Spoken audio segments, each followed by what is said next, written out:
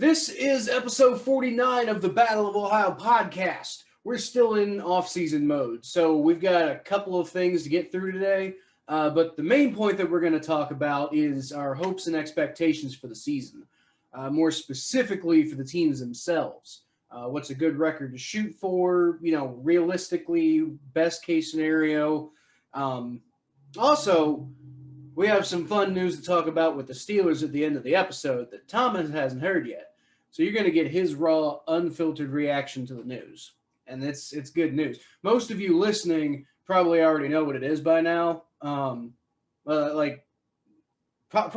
by now in real time. And also by the time you're listening to this, you'll definitely know what the news is. But you should still stick around for his reaction because why, Thomas? Because the Steelers still suck. Because the Steelers still suck. All right. Welcome to the Battle of Ohio podcast, where we follow the revival of the historic rivalry between the Cincinnati Bengals and the Cleveland Browns.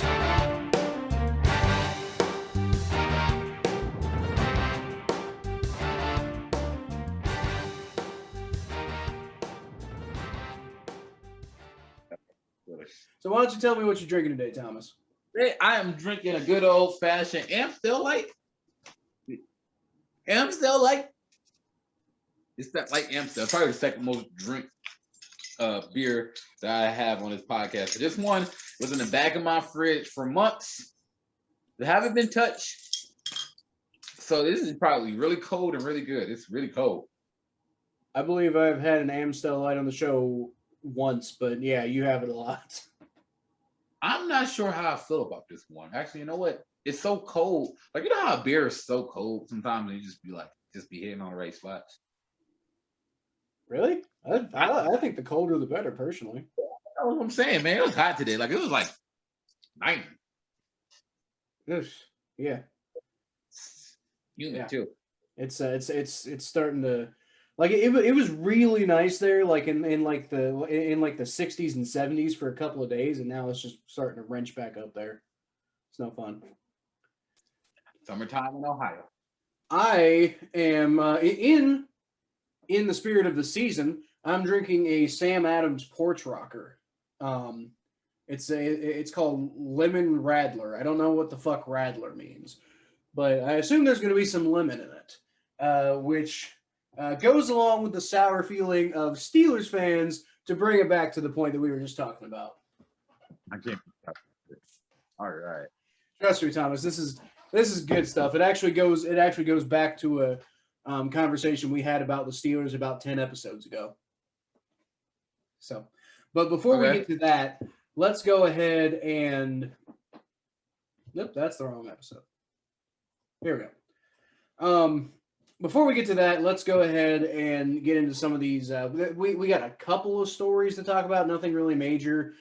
Like I said, the meat of the episode is going to be hopes and expectations. But real quick, Gino Atkins sold his house. I don't know if that means anything, or even if he sold his personal house. He posted, I think, on Instagram a picture of him and his wife as a real estate agent. And they're like, "Oh, we sold the house." So we don't know if he sold his personal house. He's moving out of Cincinnati, or he just sold a house and he's making money off of that or something like that. But he did post a picture of it. So Bengals fans noted that, and they're wondering, like, well, does this mean he's not going to come back? Does this mean that, the Bengals aren't going to try to re-sign him? And to be completely honest, I don't really see any reason why he would come back in the first place. Oh, yeah. Dude, I didn't really think of that as much of a honest possibility. Dude, honestly, anytime in sports, like this happens in sports all the time. We hear people go like, "Oh, so and so sold their house." Oh, it don't mean nothing. People sell their house. No. 99% of the time, an athlete. I mean, like, okay, somebody will go, "Oh, well, there's that one exception when this." Let's be real. You selling your house, man? Come on, man. Nobody just. You know how much work it is to just move. Well, like you selling. It wouldn't be the first time somebody sold their house and then still re-signed with the team. It could be a vacation house. You never know. I mean, these players, especially guys who make that kind of money, They got a lot of money. They can, they probably got a couple of houses. But the whole point I was trying to make though was like, I don't think it really matters which house he's selling because I don't think he's re-signing with the Bengals anyway. It just doesn't make any sense to me. Like Gino Atkins and the front office, I think love each other. Like and Bengals fans love Gino Atkins. It's big old everybody loves each other, and it's like a big old hippie love convention. But he never really seemed to get along with like the Zach Taylor regime. I think a lot of those rumors about like him being upset and like being a problem in the locker room and stuff like that, I think those were overblown and kind of ridiculous. But I severely doubt that he really has any interest in playing for Zach Taylor again, especially after Zach Taylor basically just didn't give him any role last year. And just after everything that happened last year, like why would he come back if he probably isn't even going to see the field when he does? Like this is the only reason I can think like Gino Atkins honestly might as well just retire at this point. The only reason he'd come back, I'd think, is if he just loves the game of football and wants to play again, which is quite possible. So why would you come to the Bengals? I mean, other than to hang out with your boy Larry Ogunjobi, but other than that, no, he's out of here. Yeah, I can't see any. I mean, a lot of Bengals fans were reacting to it, especially on Facebook, so that's why I brought it up. But I don't see. I don't see any reason why he'd be back. So I think this is probably the most we need to talk about this issue. Yeah. Bye, Gino. So, do what? I said, bye, Gino. Have a wonderful life outside of Cincinnati. Yeah, I mean, like I wish him all the best. And if we were to bring him back, I'd be like, okay, cool. Let's see if he can do anything. I love the guy, and I think he'll always have a place in Cincinnati. I just don't think that there's a place for him on the roster anymore. I really don't. And even if there was, I don't think he'd want it. Unless it was a starting role, which I just don't see them having a starting role available for him right now. So moving on from Gino Atkins, right before we recorded this podcast, and it might still be trending, I'm not sure, but there was there's a discussion going on Twitter that's trending right now about who is the best running back duo in the NFL. Is it Kareem Hunt and Nick Chubb, or is it somebody else? What do you think, Thomas? Hold up. Like, who else would it be? Who else could it be? Look, man. Like, I saw some of there were like three other options. I forget what one of them was, but one of them was the Saints backfield, and one of them was the Cowboys backfield. Now you can miss me with that Cowboy shit. Like, shut up, go away. Like Zeke is overrated, first of all, and then Tony Pollard is not like a great running back. Like, come on. The only duo that I can think that would make any sense as like maybe they're kind of close is like Alvin Kamara and Latavius Murray for the Saints. That's only because I think Alvin Kamara is the best running back in the NFL. But I don't think Latavius Murray makes up enough of that talent gap when you have Kareem Hunt and Nick Chubb together. Because I think Nick Chubb is probably the second best running back in the NFL. Dude, because so Kareem Hunt, he haven't had a season like he did his first 2 years at Kansas City, but he's still the same guy. It's not that when you don't have the opportunity to, how can you? It's not like his body. It's not like his body deteriorated. He's still averaging the same yards per catch, yards per runs. Like this dude is a certified baller. I think the problem with Kareem, what doesn't do Kareem Hunt stats a favor is how much he catches the ball out of the backfield, or how much of a pass catcher he is. He's just such a great pass catcher, man. He just turned that ball up the field so quickly. And the reason why, they just have two different styles of running, and they complement each other. Like, watching Kareem Hunt and Nick Chubb, Nick Chubb and Kareem Hunt literally destroyed teams in the fourth quarter. Like they destroyed defense, like top defenses. Like the Colts had a really good defense, Kareem Hunt, and Nick Chubb just tore right through that, man. Like the Steelers, man, they were like the Steelers haven't beat us when we had both of them. I mean, they didn't beat us last year when we had both of them, but they didn't beat us this year when we had both of them. Like I don't know, man. I don't know how you can say any otherwise. You got one running back that won the running title. You got the other running back that probably should run a rushing title, but probably one of the best pure rushers in the NFL out here taking a knee at the 2-yard line so his team can win the game and stuff. Like, come on, man. Don't stop playing with me. Stop playing at me on this boy. This is not this man. You know what? You know what, Thomas? Beckham be on a treadmill. I actually just thought of a running back duo that is better than Kareem Hunt and Nick Chubb. Man, Are you ready for this? I'm here. I'm listening. Ooh. Oh, you know what? I didn't sample this beer when we did the beer part earlier. Huh? But this is fucking delicious. I love this. It's really good. I like that. I'm gonna start drinking more Samuel Adams Porch Rockers. Sponsor me, Samuel Adams. Okay. Okay. So anyway, the best running back duo in the NFL, Thomas, is Joe Mixon and Chris Evans. Oh. Wow. Legitimate uncle. Thomas just has nothing to say here. I'm the drunk uncle of Thanksgiving. That's what's going on here. By the way, did you see the video of Odell Beckham on the treadmill? No. So Odell Beckham on his treadmill running 100 miles per hour. It looks like his legs are fine. He's also on a treadmill. Yeah, but like, I mean, A little bit different than cutting on grass. They're moving in a forward. It looked good. That's all I'm saying. All right. It looked good. Let's see how good Odell Beckham Jr. looks when Baker Mayfield throws like 4 interceptions in his vicinity in the first 2 weeks. Man, I said this multiple times in the podcast. I say it again. Odell Beckham's about to have a season. He's about to have. You think that? Season. I don't think that. I know that. Okay.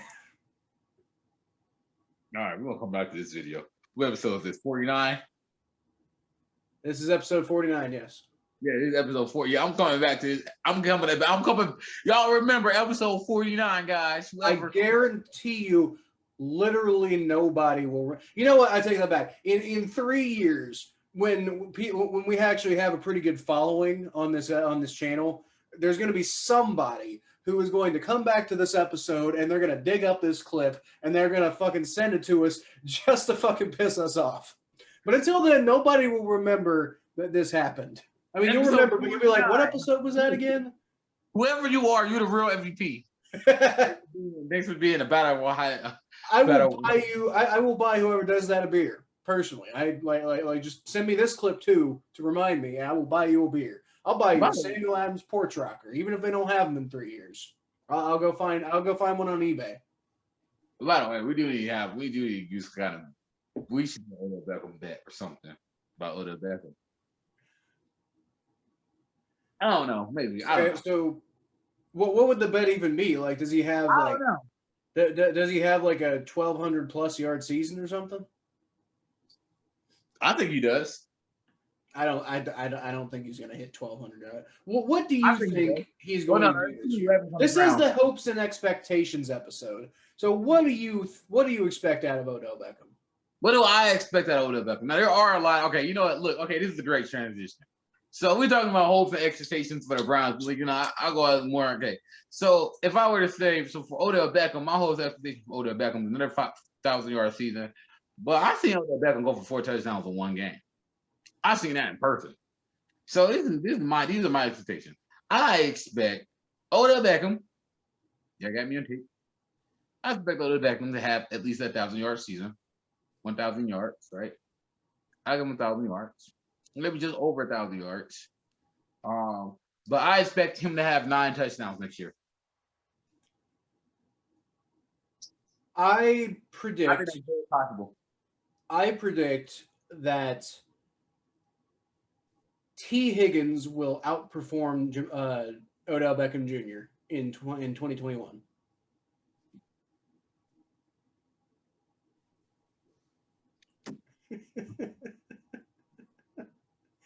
Out. Out.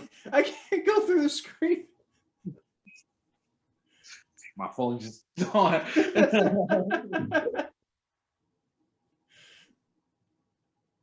Out.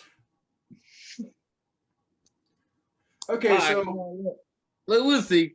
You stay in delusion. Okay, we'll see what happens. I will remember this one, by the way. No, we'll remember this.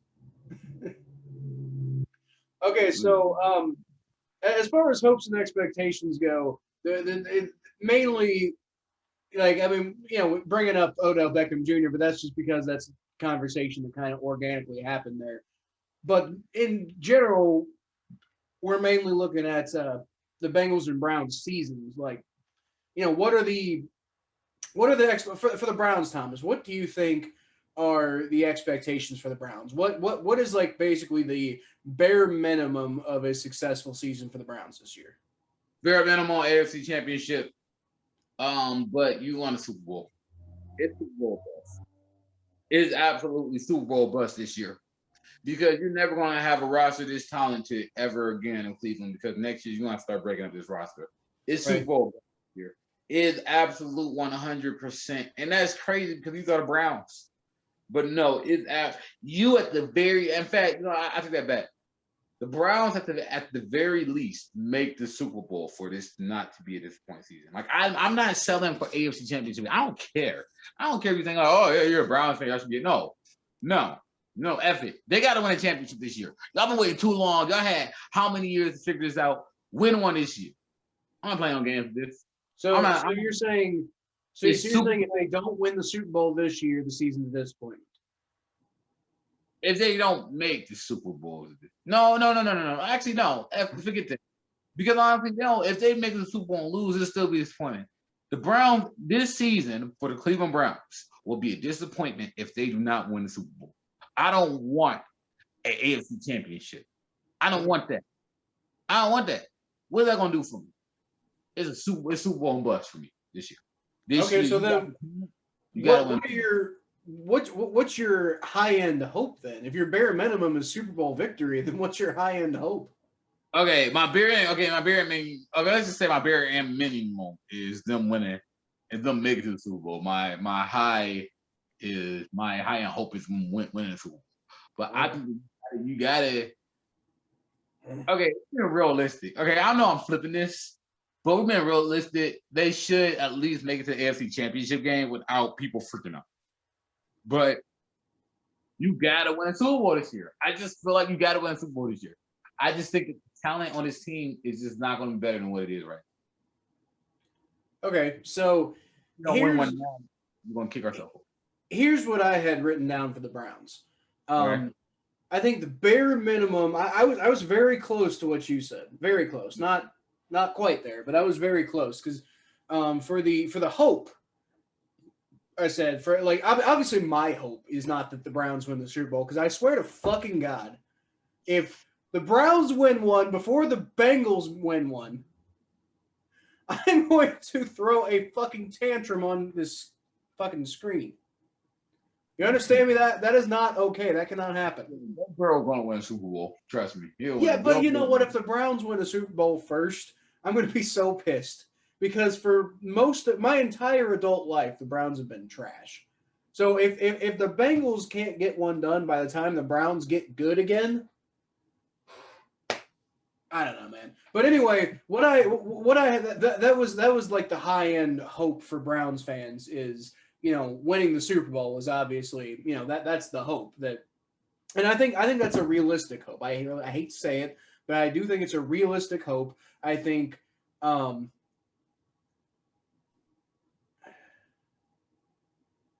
did I see here? Yeah, I think the Browns can win the Super Bowl. I think Kevin Stefanski has done an incredible job turning this franchise around.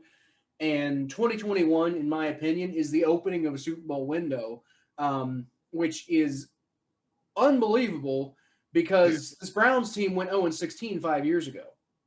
Well, I mean, you tank for a reason, right?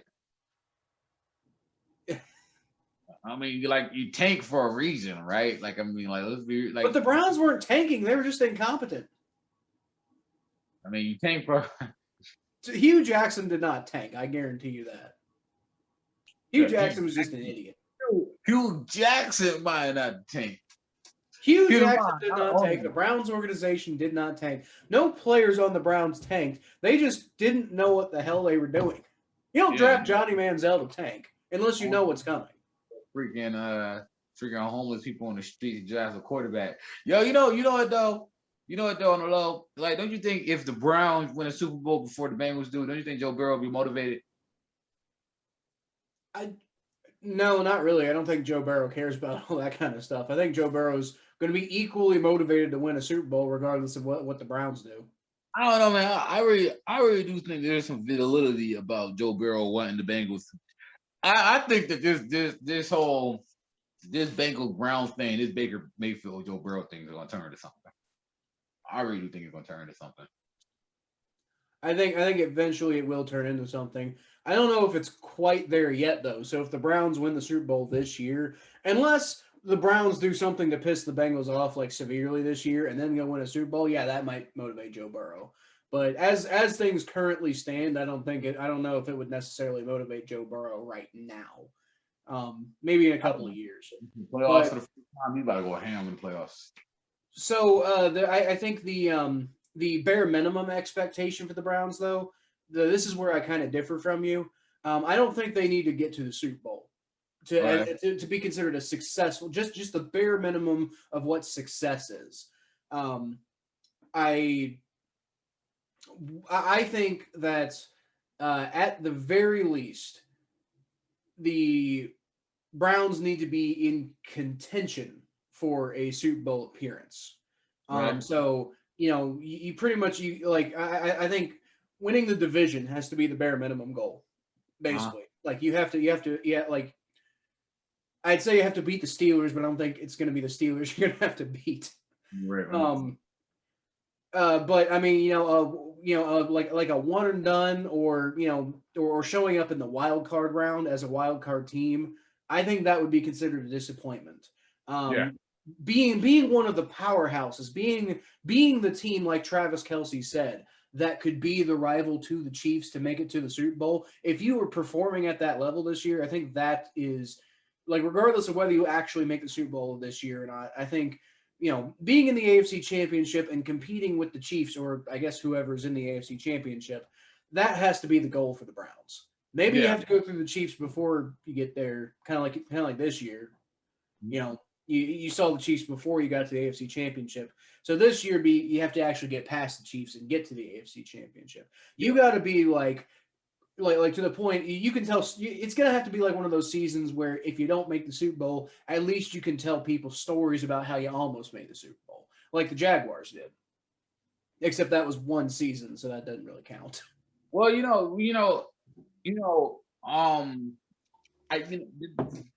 is, the reason why I say Super Bowl buzz for the Browns put a lot of money in this defense. Yeah. When's the next time you're gonna have Jadeveon Clowney and Myles Garrett on the same line? I just don't know if Jadeveon Clowney is really going to make as much of an impact as you think he is. Look, here's what I think is going to happen with Jadeveon Clowney. I think that he's going to significantly impact the run defense. I don't think that he's going to have. I think he's going to have a good season, if that makes sense. Like, I think he's going to do. I don't think that he's going to do anything extraordinary at first. I think in the playoff time he's going to come big. I think he's going to come big in playoffs. But I think in the regular season, I think he's just going to do. He's going to be like, okay, this guy is important, but he's not like. I think Myles Garrett is going to be like the player that everybody circles. I really like Pat McKinley, honestly. But I think we're just going to have a solid D-line. Like, I think that he's just going to be solid. Like, I don't think that. But I think that he's going to be pivotal in the playoffs. But I'm more excited about our cornerback core and our safeties. You got John Johnson, Troy Hill. You have Denzel Ward and Grady Williams and the kid we just got out of Northwestern and Greg Newsome. all these boys, man, come on. You still have the kid that we got that we traded from Jacksonville. And so you got Harrison. So I think our secondary is at a point where we're so deep in our secondary. We have all these players on our secondary that it just wouldn't be this defense we're not going to be able to keep all these weapons, all these things that we have. So you have to capitalize because you have so many players. But you also don't know if any individual one of those players is going to pan out this year. I think that's my point. Like, you might get some guys might pan out, some guys might not pan out. That's kind of how free agency and the draft goes. Yeah. So I guess what I'm saying is it feels to me like the Browns have been building towards something for a while. And I'm just saying 2021 might be another step to the ultimate goal. And I'm not saying that, it couldn't possibly be this year. I'm just saying, like, if it isn't this year, but it's next year, yeah, I still think this could be a successful season. Yeah, I think they got to, honestly, I think they win a Super Bowl within the next 2 years. I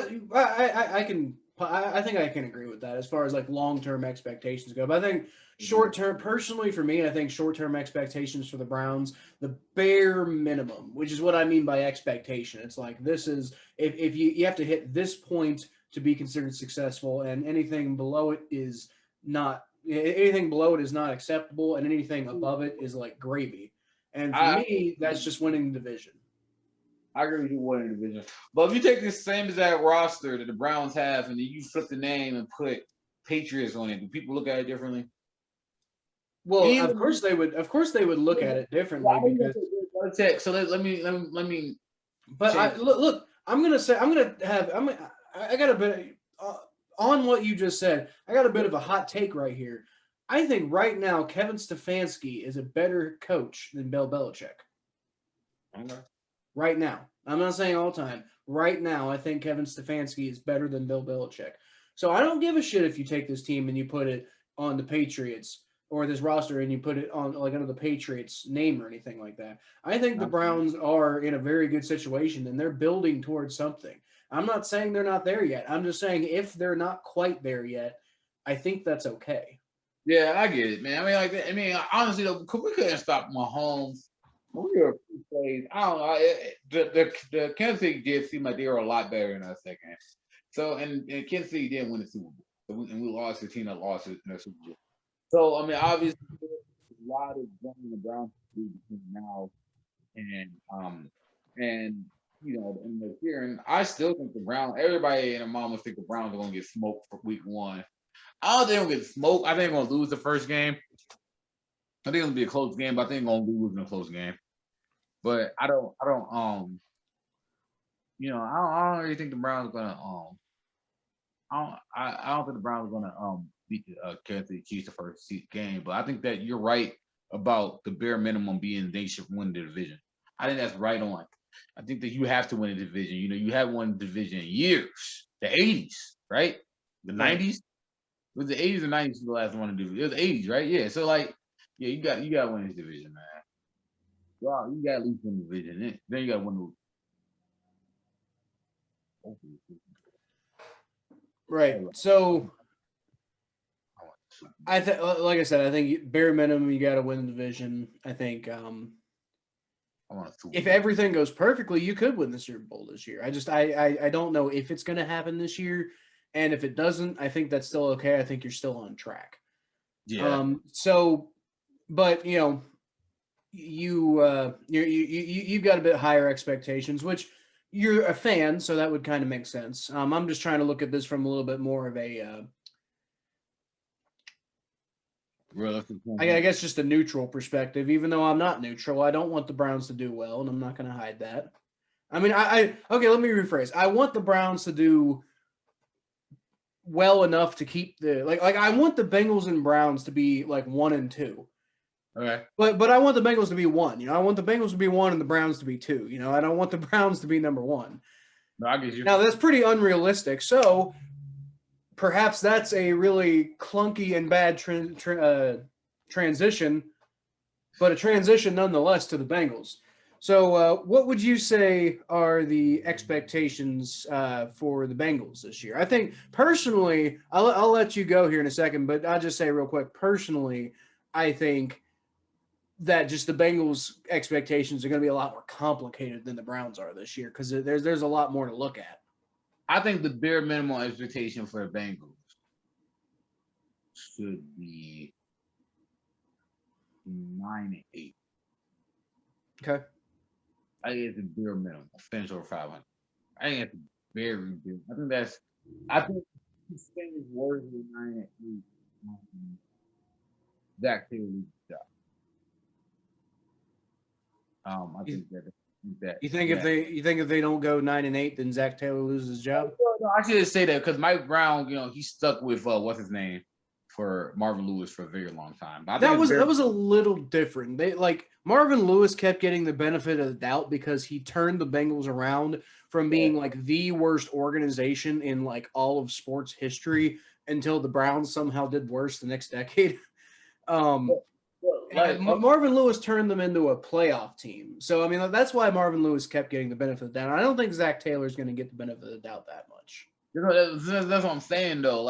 So if you don't at least finish over 500 this year, when's going to happen? You all right, you get your franchise quarterback. Now you get your franchise receiver, or we gave you help on defense.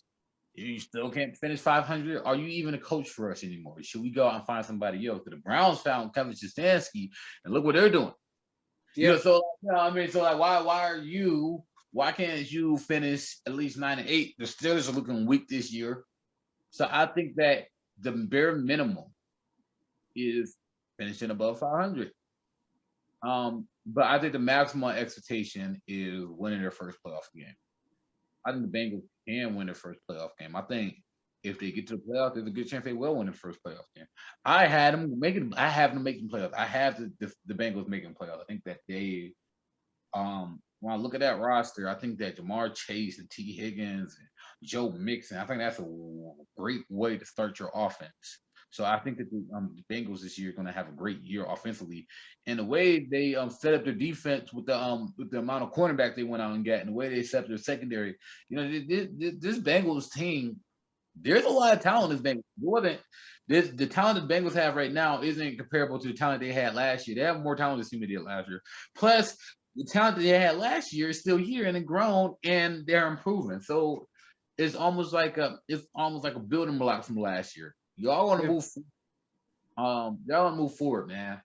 Y'all want to move forward. We're gonna just see Barrow finish out his rookie season. So he's gonna have a good season coming back. He's rested. He's motivated. I think the Bengals are going to do better than that. I think they're gonna make playoffs and win the first playoff game this year. That's my maximum expectation.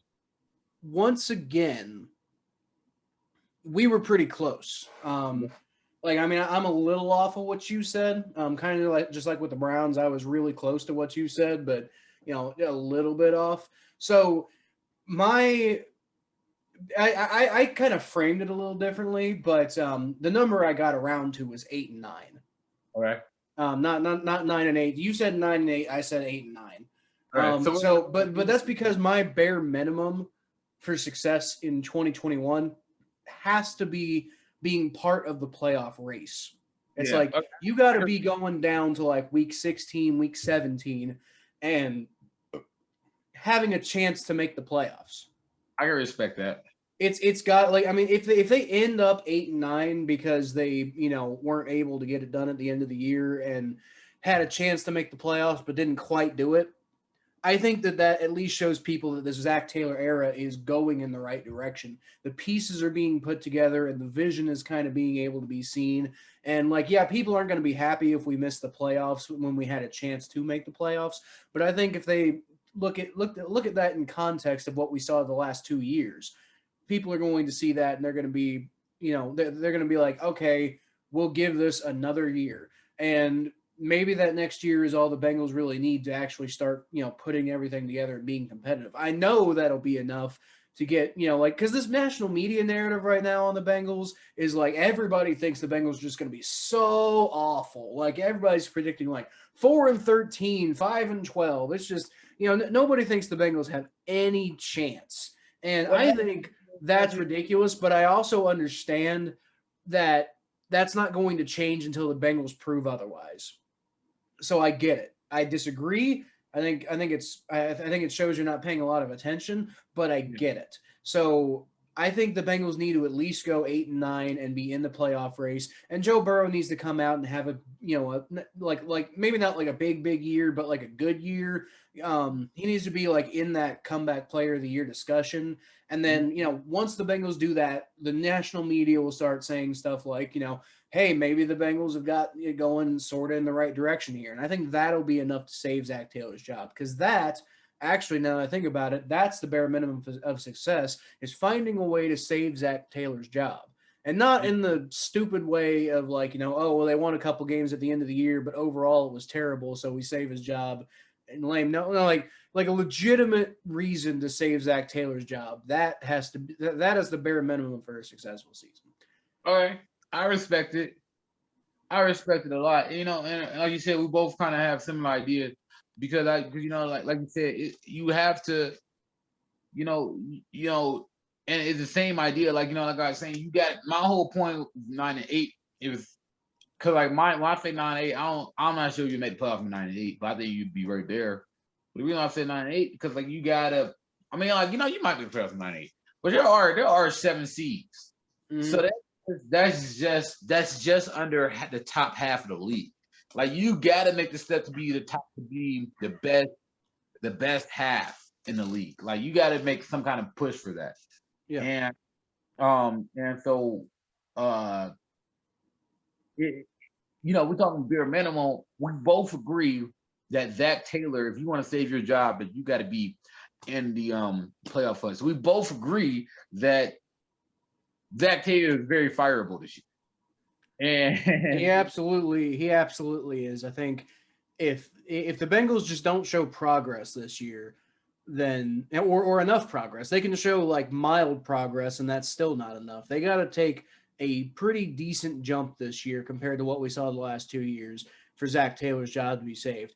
But if his job does get saved, I think that is good enough. Now, do we want good enough? No, but I'll take good enough compared to what we've gotten lately. I mean, the team's going in the right direction. Yeah. And it means, maybe in like a year or two, you can start maybe talking about like, like I said, if we're in that playoff race, then you can talk maybe like 2-3 years down the line, maybe even closer than that, depending on how, this talent really, looks like it's kind of vibing together and how many players really kind of hit. Eventually, maybe you can start talking Super Bowl. We're not there yet. We're not really even theoretically that close to there yet. But I could see, depending on how they do this year, I think it could open as early as next year. Now, that would take a really big jump this year to make that happen. But, I could see it definitely happening by, 2023 if we make any jump this year. Okay. So, as far as like hopes though, like as a fan, my hopes that are realistic hopes, by the way, because like I said with the Browns, I think it's realistic to think the Browns could win the Super Bowl, so I think that's got to be the hope.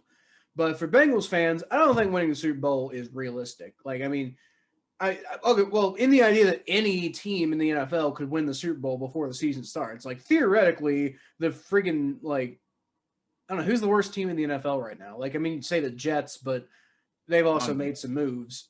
The Jaguars have made some moves. I think the Lions are pretty bad. The Lions are pretty bad. So theoretically, the Lions could make the Super Bowl and win the Super Bowl this year. It's probably not going to happen, but they could. But in all realistic ideas, the Bengals are not going to win the Super Bowl this year, and I don't think you can really even like count that as a realistic hope. But I think a good realistic hope for like, if everything goes perfectly and what you really like think that like, under a best case scenario, you really hope the Bengals can maybe try to do is like, I think pushing for the division title. I'm not going to go as far as to say that I think winning the division is a realistic goal this year, even if everything goes according to plan, but it isn't outside of the realm of possibility. So I think that like, like a really, really good year, like, like the high end realistic hope has got to be being in the race for the division title. Yeah. I mean, Now again, that would be pretty like high end kind of competing, but I also don't think it's impossible. I mean, you heard me when we did the schedule game. When the schedule game, I had them beating the Browns twice. I still believe that. I think that the way the schedule sets up for the Browns versus Bengals set up well for the Bengals. So I don't know. I really do think that you if the Bengals do not have at least above 500 season, I think it's time to move on from that table. I just think it's that cut and dry, or at least, like you said, at least 8 wins. You can't at least get to 8 wins where you're like nipping 500. Like you either got to be 500 or close to it. And if it's And not, I will say, I think it is possible. Now, I wouldn't agree with this, but I think it is possible that they could go 8-9 this year and Zach Taylor still gets fired. Now, I wouldn't necessarily agree with that. I wouldn't be one of the people being like, fire Zach Taylor if that happens. But I think it could happen. Like I think like we just discussed a few minutes ago, I think a lot of people have this idea that the Bengals are just ultra loyal and like never get rid of people. And it's just not true. They were ultra loyal to Marvin because of what like the legacy that Marvin had. But that was a very special case scenario. Mike Brown wasn't exactly loyal to people before Marvin Lewis. Mhm. He's loyal to players sometimes, but even then, not so much. Like look at Andrew Whitworth. I just don't think, like, I'm just with you, man. Like, I just think that, like, I just wouldn't be opposed. Like, I like Zach Taylor, them things I like, Zach Taylor, them things I didn't like. I think that he's a young coach, and young coaches got to develop just like players.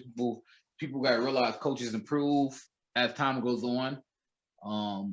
And I think he has improved. I think you have seen growth from him. I mean, look at what he did. Look how he got creative with those backup quarterbacks at the end of the season.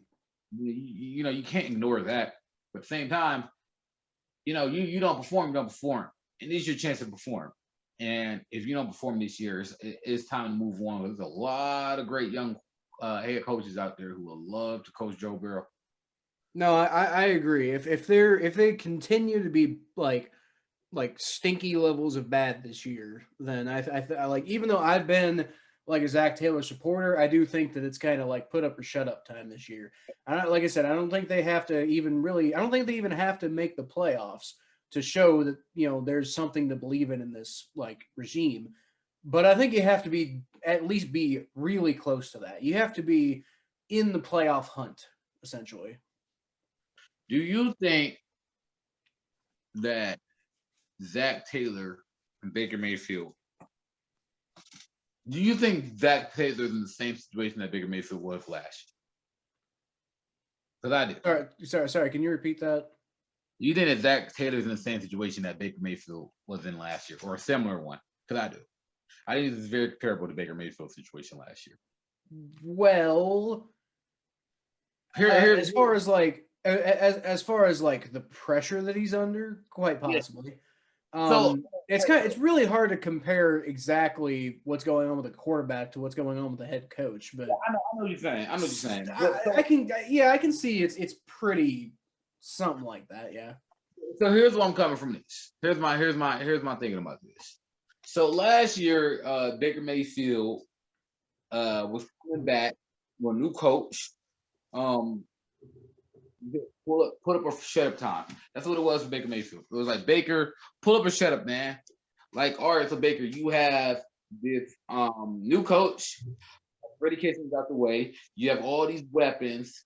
Are you going to perform, or was all the ends, everything the analysts said was right about you? So now, and Baker Mayfield performed last year to show people, like, yes, I am a franchise quarterback. Yes, I am a capable quarterback.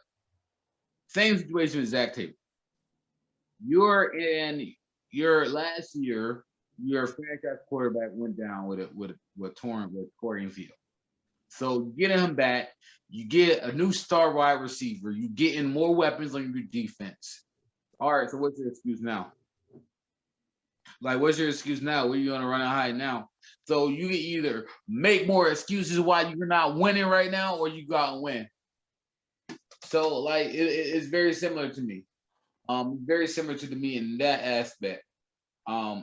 But yeah, so I'm with you, but they got it.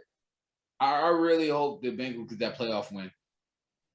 That would be great I really want them if to get they that. got a playoff win. But you notice I didn't even like mention that in my set of like hopes and expectations for the Bengals because I'm not even thinking about like what happens when they make the playoffs. Because what I'm saying is like I'm not even sure that I need them to make the playoffs for them to have a relatively successful season.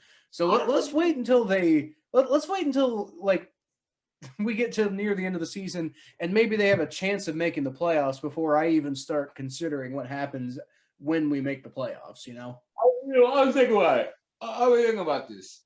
And this is where I'm getting it from. Cause I'm watching the NBA playoffs, man. So like, you watch the NBA playoffs. One thing about playoffs in all sports, the stars shine in the playoffs.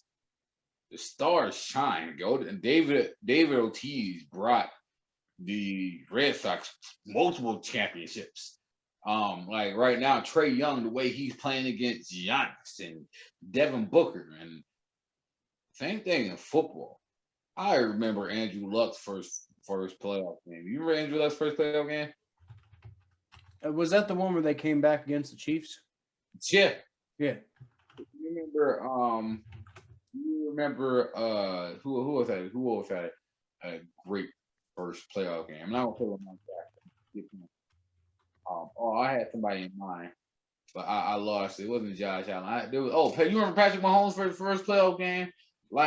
And yes, I'm gonna put Joe Burrow in the conversation of whether to play because I think that Joe Burrow has the it factor. So I think Joe Burrow when he gets, even Baker Mayfield had a really good first playoff game, but I think that Joe Burrow's first playoff game is going to be a really good performance. It's going to be comparable to Patrick Mahomes' first playoff game, Baker Mayfield's first playoff game, Andrew Luck's first playoff game. I think that Joe Burrow, you get Joe Burrow in the playoffs. If Joe Burrow makes the playoffs, he will win it. That's what against the Browns.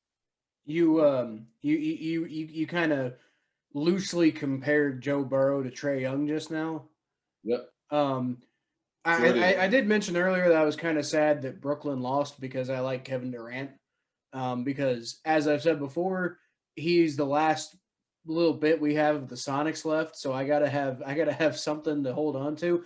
But I will say the team that beat him is coached by a former Sonics great. Nate McMillan is probably the best shooting guard in Seattle Supersonics history. So, like, I guess if they win, I can be happy that Nate McMillan won. I'm happy you know that. Yeah. Oh, I know probably more than I should about the Supersonics. I don't even really like NBA basketball all that much. I'll follow like Kentucky basketball, but professional basketball does nothing but hurt me. It's the historian in you, man, because it's weird. Like I think it's just in our it's like embedded into our nerdy history minds. Like we find something we like and then we figure out everything about it. It's the weirdest thing all the time with stuff. Like I never wrote like there'd be roller coasters like, oh, that's really cool. And I figured the whole history behind the whole amusement park and stuff and the whole roller coaster. It's who I am. Just do that to me, That's awesome. That's why I get so into football, really. I was I'm like for the longest time I got really fascinated by early NFL history and we talked about it on this podcast before. I told you about the Dayton Triangles and how they're basically the Indianapolis Colts and all that kind of shit. Like that stuff fascinates me. And maybe that's part of why maybe that's part of why I'm as rabid of a Supersonics fan as I am, because all I have to go off of is history, because they hurt all of us in 2008. Where they'll be back. Yeah, they'll be back one day. That'll be nice. It'd be good for the people of Seattle. I think they deserve a team, personally. We'll get the team back on. All right, so let's go ahead and move on to the state of the AFC North. I'm going to start off with the Ravens. There's not really a whole lot of news to talk about here, so let's just real quick go over the hopes and expectations for them. Obviously, we both hope the Ravens do poorly, just by by by definition. But trying to think from the perspective of like what the Ravens would say about themselves. I think their expectations have to be very similar to what I said about the Browns. Maybe also what you said about the Browns. Maybe a Ravens fan would say about the Ravens what you said about the Browns. So, but I think, you know, I think what I said would also make sense too. You know, I think winning the division has to be paramount for the Ravens, especially with the Steelers kind of, seeming to be kind of falling off. And so all you got to compete with is the Browns. The Browns are really good, but that's only one other team because I think we're all kind of in agreement that the Bengals probably aren't going to be competing for the division title. I think the Ravens look a good team next year. Mainly because I just think I'm looking at I think J.K. Dobbins is going to open up their offense a little more. I think he's going to take a step. J.K. Dobbins, one of the greatest fantasy acquisitions I've ever had. He's really good. I picked him up off the waiver wire, and I won a championship with him. Yeah, I can say all I want about Lamar Jackson. That kid, J.K. Dobbins, he can ball.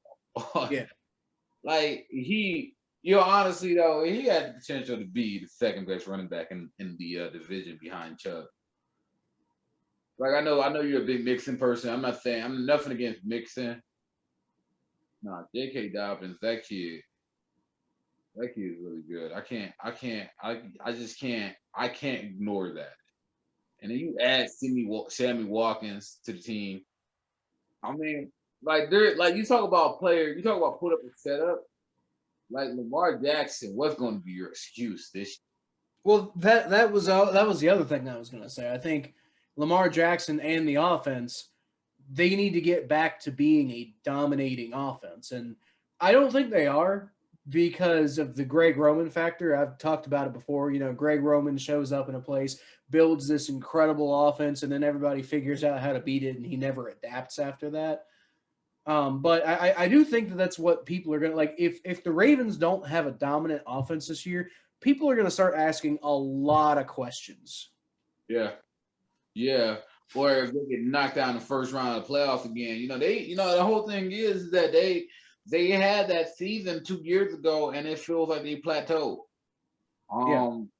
Even though they had a playoff win last year, it still feels like they plateaued. Right.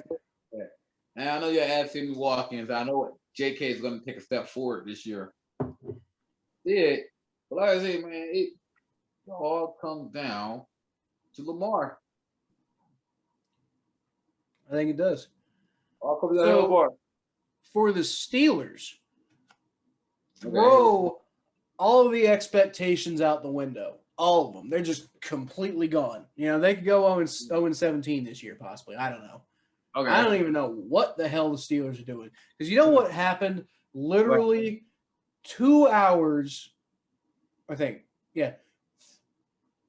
I think 2 hours before we started recording this podcast, I read the information, and I think it hatched at the actual announcement was made about 4 or 5 hours before we started recording. But I saw the information about 2 hours ago that the Pittsburgh Steelers have released 6-time Pro Bowl right guard David DeCastro. Oh, they're tanking. That's what I said. Oh, they're tanking. They've got to be tanking at this point because like they're tanking for where the first. The Steelers are done, man. They're tanking. They have to be tanking. The only reason I'm wondering, do they hate Ben Roethlisberger? Or are they trying to ruin his career? Because otherwise, why wouldn't you just get rid of him? Yeah, they gotta be tanking. That's tanking, man. That's tanking mode. That's straight up tanking mode. Because it's just too obvious, man. Now it's just too obvious. Like you could draft a superstar running back to still be tanking. I don't care, man. They're tanking. That and they brought my only thought process is they brought back Ben Roethlisberger like there's going to be some big cowboy return or something like that. You bring back Ben Roethlisberger. Ben Roethlisberger has farewell tour. He might retire this year, and they won't have a new quarterback next year. They won't have a quarterback in the future next year because the quarterback of the future is not on the roster this year. They know it. We all know it. They're gonna want to go get somebody young. They're tanking, man. this is just too like. Come on, man. Like if you got okay, so you got Joe Burrow. I'm not sorry. You got Ben Roethlisberger. If you got Ben Roethlisberger, you don't win now mode. You up here if you're releasing a Pro Bowl offensive lineman, you gotta be thinking you gotta be shaving salary cap space, which means that you're tanking. Because that you're gonna So here's the that idea. Or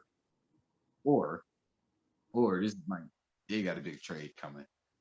Well, quite possibly, but here's what I've seen as like the excuse that Steelers fans are making. Urinating Tree on YouTube, by the way, very probably the only good Steelers fan in existence. But his I was watching Clickbait Sports, which is the podcast of a lot of those like comedy football YouTubers, and Urinating Tree basically said that. They released him like the stories that they released him because his ankle wasn't healing properly. I guess he got hurt last year, and I guess his ankle isn't healing properly, and they think that he might be just about done. Right. So there's that. And supposedly they feel that maybe his play hasn't been quite at where it could be sometimes. But I mean, look, this guy is a 6-time Pro Bowler, 2-time first-team All-Pro, and plus 1-time second-team All-Pro. I was desperately wanted the Bengals to draft him back in 2012, was it? I think we ended up getting Kevin Zeitler because the Steelers kind of plucked him right in front of us. Like they plucked David DeCastro right in front of us, but I really wanted to get David DeCastro that year, and the Steelers ended up getting him, and he has been incredible for them for years. But do you remember on let's see, so their current starting offensive line right now appears to be Chucks Okorafor at left tackle, Kevin Dotson at left guard, J.C. Hassenauer at center, Aviante Collins at left guard, and Zach Banner at right tackle. And actually, it's not Aviante Collins at left guard. That was what our lads said, the depth chart people. But I think it's probably going to be Rashad Coward, which that's the perfect name for a Steelers player, Coward. But do you remember on episode 40 of the Battle of Ohio podcast? And we broke down the PFF grades for all of the Steelers starters and how they did last year. And I think it was right after Alejandro Villanueva got released. Yeah. Or maybe that was after he got signed by the Ravens. But anyway, so for all of the Steelers players who started last year, David DeCastro was arguably their best offensive lineman in 2020. He had a 66.2 overall grade, which isn't great. It was he got that one over 1,000 snaps. There was only like one other Steelers player. I think it was Kevin Dotson, who had a similar PFF grade, but he only got it on like 300 snaps. Yeah. So I like the guy they're bringing in to the guy is like I said, the guy who I think is probably going to be replacing him, which is Rashad Coward. He was an undrafted rotational guard for the Bears since 2017 and posted a 42.6 overall blocking grade last year. Wow. The other guy that they got on the depth chart, that what was his name? Aviante Collins. He was even worse last year. I'm not sure he played last year. But when I looked up all the numbers, he was somehow even worse than Rashad Coward. And I think it had a lot to do with the fact that he didn't have a lot of experience. Rashad Coward has the experience. He was just really bad last year. Who are the people playing for the Steelers offensive line? I don't know. Who do you think? I'm not going to worry about the Steelers offensive line because I'm just going to be like listening to it. You ever watch a movie? You usually watch a movie of a whole bunch of actors you never heard of. You're like, this is going to be disappointing. Yeah. That's the same thing. But I've heard of them now. I've been doing a bunch of research on them. The better question is, who is going to destroy Ben Roethlisberger more? The Browns defense or the Ravens defense? The Bengals defense. I think your audio cut out, Thomas. Yeah, even better. Like I mean, like you're very you gotta have an offensive line. If you're in the AFC North, you gotta have a strong offensive line. Like if you're in the AFC North, you have to have a strong offensive line. Like you just have to. Like you just have to have a strong offensive line in the AFC North. And if you do not have a strong offensive line in this division, your quarterback will die. You know how I know that? Because I'm a Browns fan. I watched it happen. I watched it almost happen. I'm a Bengals fan. I literally watched it happen in real time last year. You watched it happen twice? I watched it. Well, I would say I watched it happen in 2005, but we actually had a good offensive line that year. My whole thing is that this division is a cold weather division that is ruthless, where a lot of the battles happen in the trenches. If you don't have the horses to compete in the trenches, then you are not going to win games. It's that simple. Yeah, but like you said, quite possibly maybe the Steelers aren't trying to win games this year.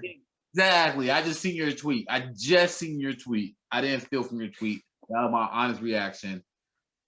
Exactly. Yeah. Exactly. Same thing. Yeah. So I think when I originally wrote up the outline for this episode, by the way, it was probably like 4 or 5 days ago. So obviously I didn't know about this news when I originally wrote up this outline.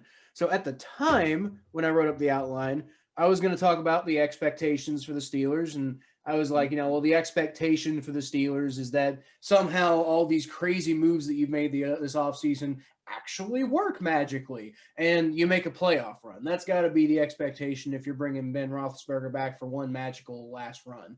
But now, I don't think there are any expectations. I think 0-17 is a realistic possibility. Now, I mean, it's the Steelers. Like we should always be so lucky to have the Steelers go 0-17. So I'm not sure if that's really going to happen. But I'm just saying there are no expectations for the Steelers anymore. They're completely gone. And honestly, that itself might be a little dangerous. A team without expectations, just playing for the hell of it, that might be kind of scary. But the thing is, I think we're going to see Mason Rudolph halfway through the season. Well, I don't think I think even if he plays, it won't be until the second half of the year. That's what I'm saying. But I don't know how is Ben Roethlisberger going to stay healthy this year? Well, did he look like? Let's be real. I want to be honest with you. I really want to have this conversation. Did Ben Roethlisberger look like he was 100%? Like, did he look like he was declining, like, in plain sight? Like, am I the only one seen that? Like, I know he kept his stats up, but he kept his stats up on little dinks and dunks and speedy receivers. You know what was actually a bit of a bright spot as far as the Steelers' offensive line goes last year? David DeCastro with his 80.7 pass blocking grade. So if Ben Roethlisberger was struggling last year behind an offensive line that did have the ability to pass block pretty decently, and you just got rid of two of your best pass blockers from last year, what's going to happen this year? I was worried about the running game, but now I'm kind of like, I'm not that worried about Ben Roethlisberger because he's an asshole who's made millions of dollars. But from the perspective of just, like, what could this person be? I'm kind of worried for Ben Roethlisberger's career at this point. Yeah. Like, I really don't, like, I don't think they know what the hell they're doing. I think this offensive line has the potential to be worse than the Bengals offensive line was last year. And you know how much I complained about the Bengals offensive line last year, which, by the way, also wasn't the worst offensive line in 2020. I found that fascinating. There were worse units, like the Chargers were worse. All right, go ahead. Explain to me why I know you're itching to say this, but explain. I just had to entertain it, but I know you probably did the research. Explain to me why the Steelers offensive line is going to be way worse. You said the grades were 44 for some players. Oh, who was that? Well, okay, so the player who I think is most likely to replace David DeCastro right now, Rashad Coward. Now, I will say I have heard talk that they might be bringing in Trey Turner, Right. but as I'll show you here in a second, that might not be the best thing either. Because who did he play for last year? He played for the Chargers, Mm-hmm. and his overall grade last year, yeah, he scored a 34.8 overall grade last year. Trey Turner, 29.8 as a run blocker. He did a little bit better as a pass blocker with 51.3, but that's still really bad. And so that's who I'm hearing that they might be considering bringing in to replace David DeCastro, but it hasn't happened yet. The guy who is there, who I think is most likely going to replace David DeCastro, played for the Bears, I want to say, last year. Okay. It was Rashad Coward, and he had a 46.2 blocking grade last year. He had a 49.4 as a run blocker and a 46.1 as a pass blocker. So they're going to have literally zero efficacy. Their best offensive lineman next year might well be, what was it? Or where was I? I had like a whole list. Okay, so you got Chuck Secora, you got Kevin Dotson, J.C. Hassenauer, Aviante Collins, and Zach Banner. Kevin Dotson's probably going to be your best offensive lineman next year. Everybody else is a bunch of nobodies and backups. Yeah. Like I said, it literally reminds me almost like to a T the makeup of the Bengals offensive line in 2020. It just seems like all they're trying to do is just shed talent. They haven't really brought in any talent. You got they brought in Dan Moore Jr. and Kendrick Green, and actually at this rate, I think it's quite possible Kendrick Green ends up starting this year just because they have nobody else to start. So you're going to have your third round pick starting because you have no other choice. Which I'm not saying third round picks can't start right away, but I am saying if they have to start because there's literally nobody else to do it, then that's not necessarily a recipe for success. That's all. Yo, on the low. Yeah, it's over for the Steelers, man. Rest in peace, Pittsburgh. At least in 2021, the Steelers are going to be awful. And I don't know if they're going to stay awful because they could always fix the offensive line next year, or at least do some things. I don't think they're going to stay basement dwellers for very long, but I do think they're going to be basement dwellers this year, and they might be like low win. They might be a team that doesn't make the playoffs for a while, but they're definitely going to be like cellar dwellers this year. What is 2020? What is the 20s are like the what if the 20s are the worst decade in Steelers history? That would be great. That made me so happy because you know what? Actually, if you want to talk about being a history nerd, but the Steelers have had some awful decades. Oh yeah, throughout their history. Now this is all pre-Super Bowl era, but back before the Super Bowl era, the Steelers are probably one of the worst franchises in NFL history. Yeah, they weren't good to the 70s. Right. Okay. So let's see. They started in 1933, and they went 3-6. They went 3-6-2. They had 2 ties their first year. They went 2-10 the following year, and they were. By the way, this is back when they were called the Pittsburgh Pirates. So they didn't have a winning season. 1, 2, 3, 4, 5, 6, 7, 8, 9. Took them 10 years to have a winning season. And even then, it took them 1, 2, 3, 4, 5, 6, 7, 8, 9, 10, 11, 12, 13 years for them to make the playoffs, in which they lost in the first round. Then they didn't make the playoffs again. Holy God. They didn't make the playoffs again until 1970. They made the playoffs one single entire time before the Super Bowl era. They were bad before the Super Bowl era. Yeah, they were horrible. They were awful. So I don't think the Steelers are going to quite go back to being that. But yeah, I do think this year they're going to be really bad. Yeah, I think Steelers are going to have a bad year. I think I really think like all jokes aside, all I like is like, you know, what's the plan moving forward here?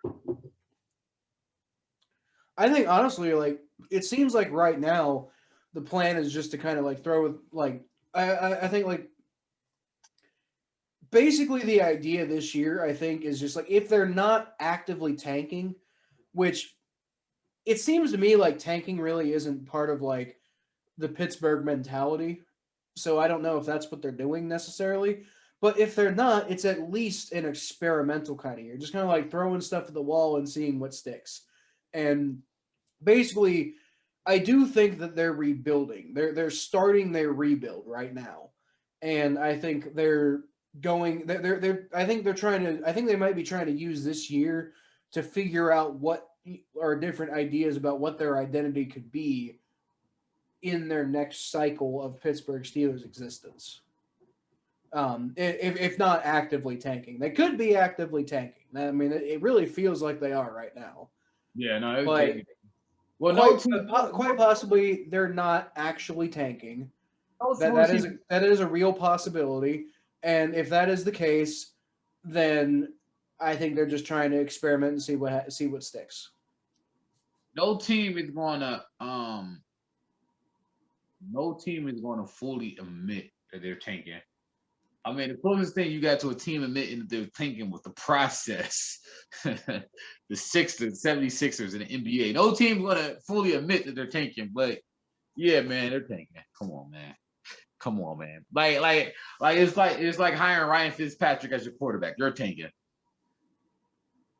I guess, trusting the process in Philadelphia, would that get you a point guard who can't shoot? Hey man, that point guard who can't shoot might be a Cavalier. Like all jokes aside, the Cavaliers might trade for him, but if he comes to the Cavaliers, they move him to forward. Because how the heck are you gonna be 6'11" playing point guard? I didn't even know he was 6'11". You ain't no point guard. Oh, I'm a point guard. No, you ain't no point guard. I'm 16. I'm gonna try to play middle school football. No, man. You ain't playing no middle school football. Come on, man. Stop playing with me. No, all right, yo. So, look, I mean, the Cavs should trade for Ben Simmons. That's a whole other topic for a whole other day. But they're going to trade Colin Sexton, or point guard. That's the big news that came out for the Cavs, that they're going to trade their point guard, their star point guard, for possibly Ben Simmons or something. Which I'm cool with. Trade Colin Sexton for real. I mean, he's a good player and all, but trade him. I'm not feeling him. And the Steelers still suck. The Steelers still suck. That is always a good way to start the episode. And this particular time, I think it's a good way to end the episode. Because we've been talking for a while here, but like I said, that was kind of a bombshell that the Steelers dropped on us like right before we started recording. So I was like, we got to find a way to work this in. That's great, man. I didn't know about that, man. Yeah, Steelers. All right, you know what though? I at the beginning, when you said the Steelers were going to be bad, I was kind of like, yeah, I don't know yet. But I'm coming around to the Steelers are going to finish last in the division. Steelers are not going to be a good team this year. I definitely think the Steelers are going to finish last in the division. I'm not ready to quite say that they're going to have a top 5 pick just yet, but I do think they're going to finish last in the division. I'm going with my original theory. What's that? I'm on my original theory that I think that Mike Tomlin's going to get fired this season. I still think it's not going to be Mike Tomlin. Let's get Mike Tomlin fired. Like, I really don't think he's going to get fired. The Steelers, that's not the way the Steelers operate. The Steelers don't fire people. All he has to do, in order for us to get Mike Tomlin fired, and I'm all for this. If he goes 0-2 against the Browns and Bengals, that would be perfect. If he goes 0-4 against the Browns and Bengals, he's out of Pittsburgh. That's how we get this man fired. That's what we do.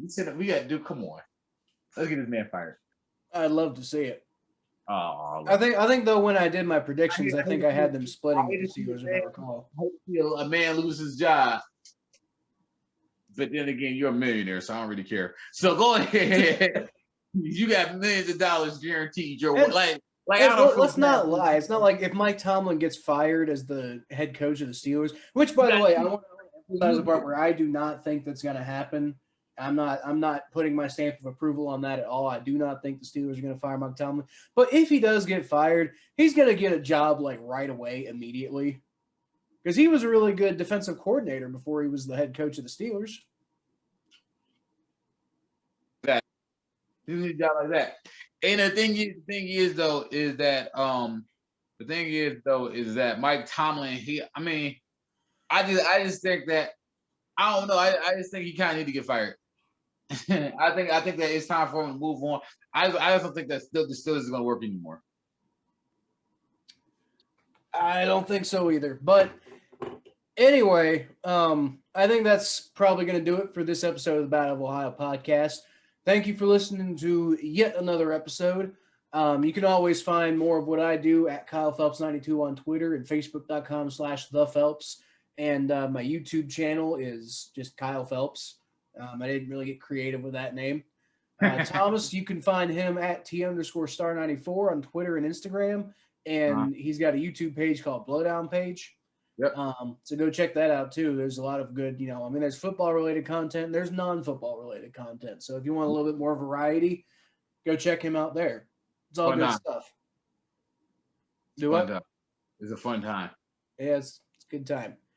I heard your song "Driving While Black's" been blowing up a little bit lately, right? Yeah. We have actually now reached 910 views and 128 likes on YouTube, the video actually got thousands of likes on TikTok. So it's starting to get some. It's slowing. It's slowly coming. Who knows? Just put yourself out there, see what happens, right? That's good stuff. It's good stuff. But anyway, thanks for listening, everybody, and that's pretty much it for tonight. So I'll leave y'all with the Who Dey. Go Browns.